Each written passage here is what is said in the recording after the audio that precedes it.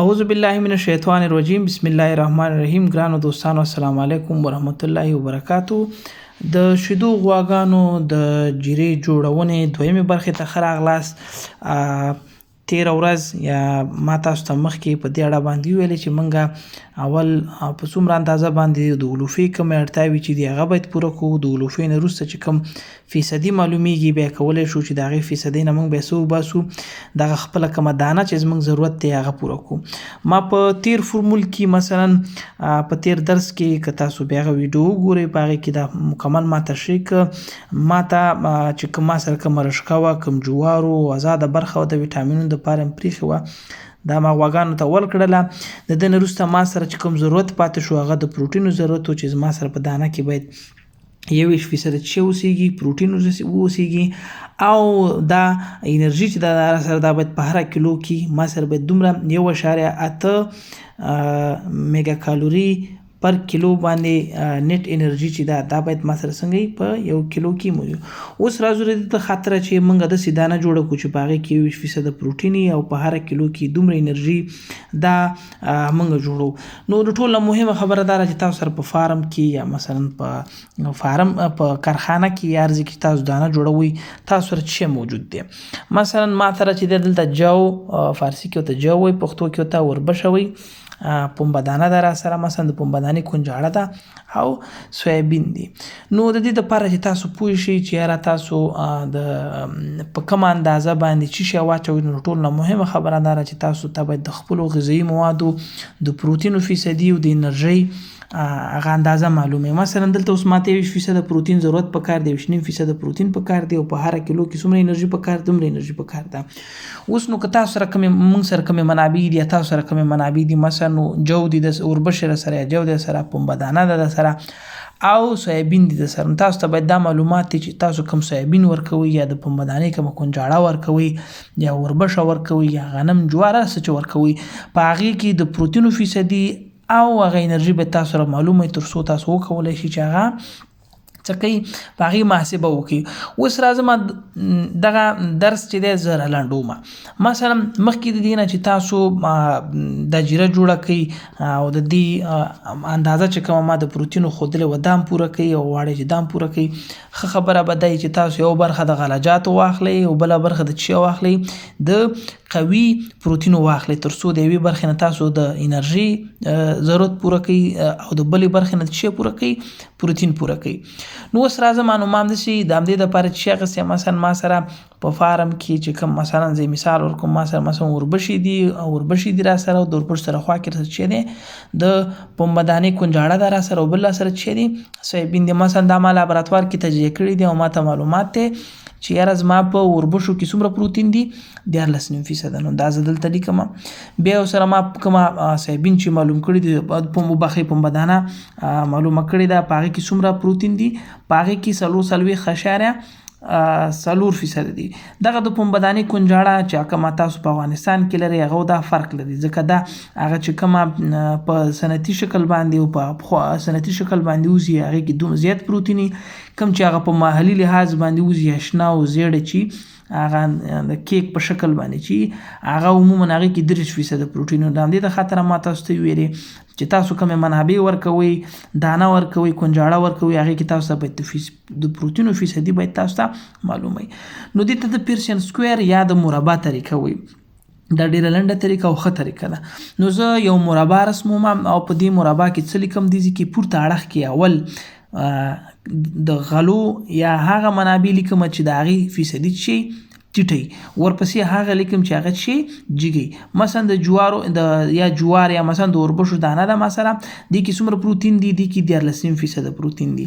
لاندې چې لیکم د پنبه دانې کنجاړه لیکم، دا کنجاړه چې دا پروسس شوې ده، پروسس شوې کنجاړه کې عموما پروټین ډېر وي او هغه چې نه پروسس شوي په هغې کې کم وي. نو څه کومه منځ کې زما ضرورت څومره دی، ښه دا ما چې رسم کړم دا مربع ما رسمه کړله، صحیح ده. پاس مې چې ولیکه وربشې ولیکلې، لاندې مې چې ولیکه د پروټینو فیصدي د پنبه دانې ولیکله.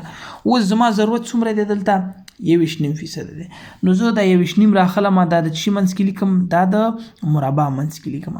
چې کله مې د مربع منځ کې ولیکو نو بیا څه کوم، د دې 14.5 راخلم، دا څونه منفي کوم، د دې 21.5 منفي کوم، حاصل یې چېرته لیکم، دلته لیکم. صحیح ده. نو د 20 نه چې 13 لاړ شي څو پاتې کېږي 8. دلته مې 8 ولیکل. په همدې ترتیب باندې د دې 4.4 نه څو منفي کوم 20 منفي کوم څو پاتې کېږي 22.8. په یاد ولرئ دې کې منفي او مثبت نی مطلب تاسو کولی شئ که دا عدد غټ و د دې عدد نه منفي کولی شئ که دا عدد غټي د دې نه منفي کولی شئ. دا خبره نه ده یعنې دلته علامې ته ضرورت نشته تاسو علامه کېدی. ورپسې څه کوو 2.8 راخلو د څو سره جمع کوو د 8 سره جمع کوو د دې مجموع څو راځي 10.8 راځي. اوس دا 10.8 اوس د خاطره چې دا د فیصدۍ نه وباسو صحیح ده نو څه کوو دا ضرب د سل کوو دا هم ضرب د سل کوو او دا هم څه کوو ضرب د سل کوو. کله چې دا د ضرب سل کوو نو د دې دواړو مجموعه چې د 2.8 مجموعه 2.8 جمع 8 د دې مجموعه راخلو دا کېږي 10.8 دا راخلو 8 ضرب سل تقسیم د 10.8 دام تقسیم او هم زمان دغه کوم عدد چې پاس دی دام چک کو په 10.8 باندې تقسیم او دا عدد د کوم څه نه راغلی دلته د دې دوانو د چین راغلی مجموعي راغلی. ښه دلته اوس موږ ته ښیي کله چې دا موږ د فیصدۍ نه وباسو دلته چې راځي 3.02 راځي او دلته څو راځي 15.98 راځي. یعنی د پنبهدانې د اوربشو برخه چې ده یا د جو برخه چې ده څومره راځي په اول مخلوط کې 3.2 راځي او د پنبهدانې د کنجاړي برخه چې 40% پروتین لري د هغې څومره راځي 15.98 راځي. اوس دویم ضرورت زمونږ څه شی دی ما تاسو ته مخکې ویلې چې موږ ته باید دا معلومات وي چې زمونږ په دانه کې یا کوم خام مواد تاسو ورکوي په هغې کې څومره انرژي په 1 کیلو د اوربشو کې چې دی 1.4 میګا کالوري نیټ انرژي لاکټیشن پکې ده. نو دغه کوم حاصل چې راځي د 3 برخې یا 3% چې راځي یا د هر څه عدد چې راځي دا راخلو په څه شي کې ضربو د اوربشو په څه شي کې ضربو په هماغه کوم انرژي چې په 1 کیلو کې لري نو د دې نه څومره راغی 1.3 راغی. اوس راځو په همدې ترتیب باندې د پنبهدانې ته راځو نو دا 15.9 راغلل. نو اوس د پنبهدانې په هر کیلو کې څومره انرژي ده 1.9 میګا کالوري پر کیلو په لاکټیشن نیټ انرژي لاکټیشن ده. نو اوس دا عدد چې په دې کې ضرب کوو موږ څومره راځي د فیصدۍ په حساب باندې 0.0 څومره راځي 40 راځي. دا زه په چی باندې کوم دا زه فیصدۍ باندې لیکم. ښه اوس راځو دا دواړه چې کوو جمع کوو دا دواړه چې موږ جمع کوو د دې نه څومره راځي مثلا 1.3 صحیح ده دا شو او بیا 0.40 دا شو. اوس دا چې کوو مجموعه یعنی د دې مخلوط نه اولنی مخلوط چې کوم دی که دې کې موږ 14.5% چې پکې اوربشي 4.4 پروتینو لري او زمونږ کنجاړه که چېرته 4.4 د پنبهدانې کنجاړه کې پروتین موجودي دا واخلو چېرته نو په کوم اندازه انرژي به دې کې راځي د دې مجموعه چې ده څو راغله 1.9 راغله 1.9 راغله صحیح ده. نو راځو اوس دویمې برخې ته. موږ سره مثال دغه اوله برخه خو موږ خلاصه کړله مخلوط اوس غواړو چې مثلا د یو بلې منبع نه هم کار واخلو. مثلا راځو موږ سره سویابین دي صحیح ده. اوس غواړو چې موږ مثلا سویابین نه هم کار واخلو په همدې ترتیب باندې کولی شو چې مثلا د دغې د اوربشو دانه راواخلو پاس یې ولیکو په همغه ترتیب لکه څنګه مې پاس مثال چل مثلا کوم سویابین چې تاسو سره دي عموما بازار کې سویابین پیدا کېږي چې هغې کې 9% پروټین وي بازو کې 2% بازو کې 4% ما سره چې کوم سمپل راغلی هغې کې څومره دی 9.9 دی 9 دی. نو اوس د دې 21 نه څو منفي کوو 14.5 منفي کوو دا د مربع دې اړخ ته لیکو دلته څو شو 8 شو صحیح ده. بیا راځو د دې 9.4 نه څو منفي کوو 21 منفي کوو دا څو راغلل 8.4 د دې جمع راغله. نو اوس دا 8.4 راخلو صحیح ده د څو سره جمع کوو د 8 سره جمع کوو د دې مجموعې نه څو جوړیږي 14.4 څو جوړیږي 4 ته جوړیږي. اوس دا اوس د خاطر دا د فیصدۍ نه وباسو نو 14.4 هم په دې باندې تقسیمو دا پورته عدد هم په باندې دا عددونه پې تقسیمو ضرب د څو کوو 100 کوو. نو اوس په یاد ولرئ چې دغه کوم مخامخ کوم خط چې دی صحیح ده مخامخ کوم خط چې دی دا د اوربشو پورې تړلی او دغه لاندې کوم خط چې دی دا چې پورې تړلی دا د د سویابینو پورې تړلی. نو دا فیصدي باندې څومره راغلل 88 څومره راغلل 2 راغلل او دا په څومره راغلل 21.98 راغلل یعنی 8 ضرب 100 تقسیم 14.4 راغلل. اوس څه کوو مخکې هغه عملیه ما دلته تشریح کړله دلته مې مخکې ویوړله دغه عملیه زه راخلم دلته په واضح ډول باندې یا مثلا چې پاک ښکاره شي تاسو ته. مثلا وربشې زموږ څومره دي وربشې زموږ په کومه اندازه باندې دي 8.2% راغلل دي چې دا په څو کې ضربو په 1.4 میگا کالوري پر کیجی نت انرژي لکټیشن کې ضربو. ولې ضربو؟ ځکه چې زمونږ هر کیلو د وربشو چې دا یا د جو چې دا د کې څومره انرژي موجود ده د کې دومره موجود ده. صحیح ده. او ورپسې دا چې کله موږ د کې ضرب کو دینه چوزي او تقسیم سلی کو دینه چوزي 1.150 شو. ورپسې راځو مثلا د سویابینو کنجاړه د سویابینو کنجاړه زمونږ فیصدي څومره راغله دلته مثلا 21.98 راغله. اوس دا 21.98 راخلو په 100 کې ضربو په 1.4 کې میگا کالوري پر نت انرژي پر لکټیشن باندې ضربو د مجموع سوره له 0.3. نو اوس دا دواړه باید موږ پاس دا دواړه دا 1.150 او دا باید سره جمع کو. دا چې کله موږ جمع کو د دې مخلوط څومره راغی 1.4. یعنی په حقیقت کې موږ سره تاسو چې که تاسو وګورئ مثلا وربشې دي موږ سره پنبهدانه کنجاړه ده بل څه دی سویابین دی. اوس دلته موږ سره چې وربشې وي صحیح ده 1 منبع د انرژي و 2 منبع د چی وي د پروتین وي.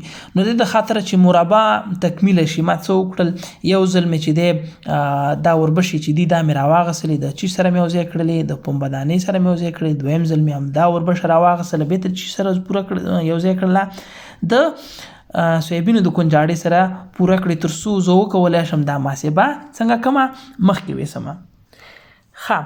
نو که زه تاسو ته په لنډه باندې تشریح کوم یو ځل بیا هغه په دې شکل باندې چې تاسو باید یو مربع ولرئ دلته به ضرورت ولیکئ ستاسو ضرورت څومره دی په دې مربعګانو کې 1.5 دی هغه هم د کوم ځای نه واغست هغه هم د دې ځای نه واغست چې کوم فورمول موږ مخکې کوم ضرورت زموږ په کار و په دې باندې ما درس ورکړی تاسو کولی شئ هغه مخکینی ویډیوز مو وګورئ څومره انرژي په کار ده 1.8 په کار ده.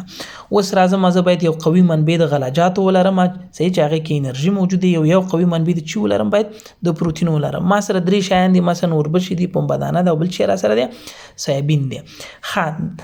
پورته برخه چې دا هغه کم چې پروتین پکې کم اوله غلی کم ورپسې چې لیکم هغه چې کم پکې پروتین پکې زیات دي منځ کې کم ضرورت زه لیکم چې مثلا زما ضرورت څومره دی 21 دی یا دا د دې نه منفي یا دا د دې نه منفي کم مسایل مثلا لري. نو د 21 نیمه نه څو منفي کوو 14 نیم منفي کوو مجموعي څو راځي 8 راځي او د 4.4 نه 15.15 منفي کوو د دې مجموع څومره راځي 2.8 راځي. دا هم د ضرب د سل کوو دا هم د ضرب د سل کوو بیرته چې کوو د دې دواړو مجموع راخلو د 2.8 د 100 سره جمع کوو د 8 سره جمع کوو د دې جمع څو راځي 10.8 راځي. دا بیرته په دیو باندې څنګه کوو تقسیمو. نو دلته چې راغلل موږ ته وایي چې تاسو باید 3% برخه د چی نه واخلئ د وربشې نه واخلئ او باقي 15.98% باید د چی نه واخلئ تاسو دا باید د پنبهدانې نه واخلئ. اوس په 1 کیلو وربشه کې څومره انرژي ده 1.4 دا باید ماته معلومه دا باید تاسو لابراتوار کې ټیسټ کړئ او په 1 کیلو د پنبهدانې کې چې کومه تاسو سره موجوده ده په هغې کې څومره انرژي ده دا باید تاسو ته معلومات ده کولی شئ د کتاب نه واخلئ یا کولی شئ چې لابراتوار کې ټیسټ کړئ او د لابراتوار د ټیسټ نه وروسته تاسو څه وکړئ د هغې د 1 کیلو هغه اندازه چې څومره ده. اوس مثلا په دغې کنجاړه کې چې ما سره ده دې کې 4.4 پروتین دي څومره انرژي پکې ده دومره پکې دا عادت هم ثابت دی دا عادت هم ثابت دی دا عادت به تاسو دا عادت هم ثابت دی دا عادت به تاسو چې نه راغلی د لابراتوار نه راغلی. اوس راځم 15.98 ضرب د څو کوم ضرب 1.9 کوم ما سره مجموع چې راغله هلته 0.40 راغله او پاس مجموع څو راغله 1.3. نو دا دواړه که چېرته 3 برخه زه د وربشو واخلم او څومره برخه 15.98 برخه د چی والم پنبهدانې واخلم د دې دواړو د انرژي نه مطلب چې څومره د دې دواړو د یو ځای کېدو نه څومره انرژي ماته راځي 1.9 میگا کالوري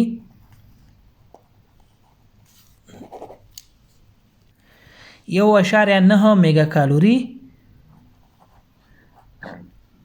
په کیلو باندې چې راځي نت انرژي یا NEL ماته لاسته راځي.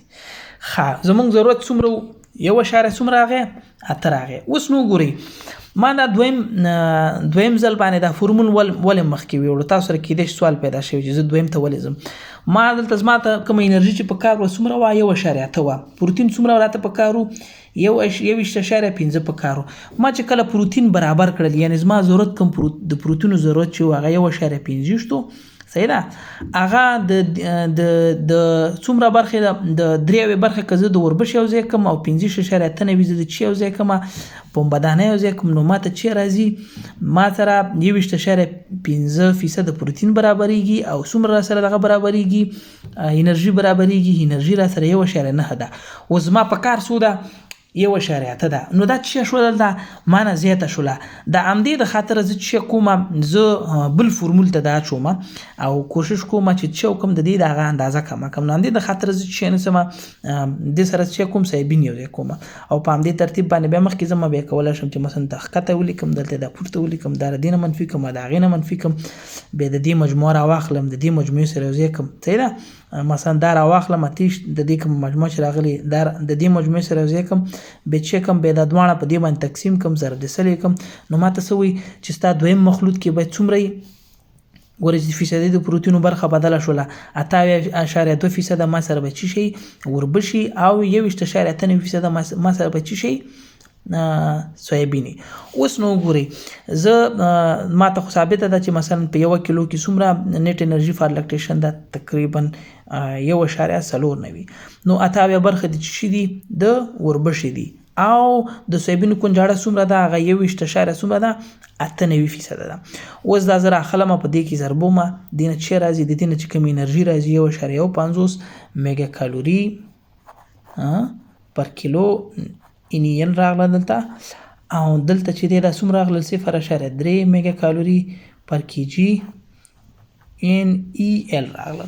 اوس دا دوانه سره یو ځای کومه د دې مجموعه څومره شوله 1.4.